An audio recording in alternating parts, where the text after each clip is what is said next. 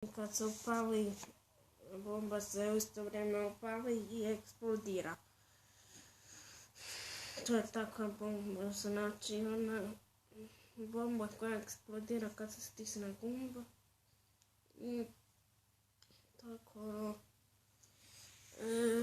znači isto Minecraft se obično lupaju i nikad se ne stigne pospremiti.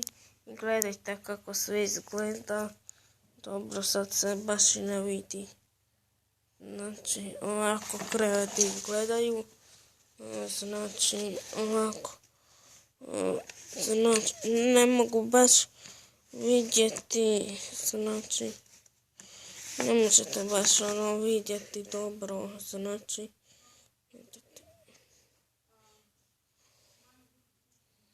obično je, ako sad nije neuredno, obično vam je neuredno.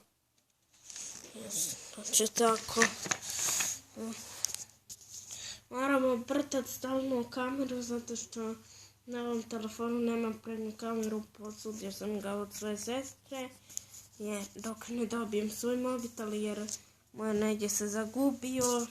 Jer kad mi je mama uzela mobitel jer jednom sam se previše zadržao na njemu, a nisam ništa naučio. I onda ga je tako pogubila negdje i sad ga ne mogu naći, pa čekam svoj novi mobitel. I tako.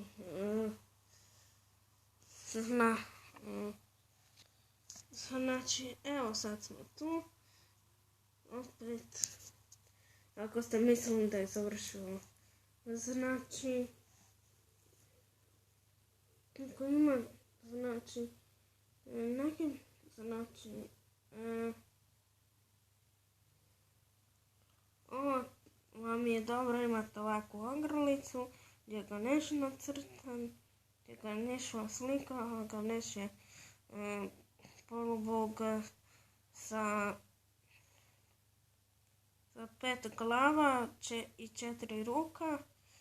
Glave su mu slonovske. I tako.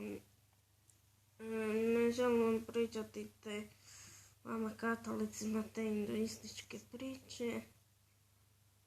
Iako ja vjerujem u tog Boga što se vjeruje, što vjeruju hinduistički ljudi. Znači tako sam vjere. Neću vam sad pričati vama katolicima jer se i ovako i onako nećete složiti s time. Zašto bi vam govorio jer onda se i ovako i onako ne bi složili s time. Ne znam. Znači, htio sam vam reći još nešto. Gledao sam na kanalu Rix. Znate koji laže ono kaže da je zemlja nije okrugla, da ravna, da je atmosfera kao okrugla i da je tako neki odraz, ali to uopće nije istina jer bi se pomalo i vidjelo kroz taj odraz, jer kroz odraz se može vidjeti. Osim ovako u ogledalu. Kroz ove odraze u atmosferi, ne. A još ovako da neki planeta, jako vruće planeta i umjesto kiše, umjesto vode na kiši pada rastopljeno staklo. Joj, kako ovo može biti istina? Staklo su ljudi izmislili.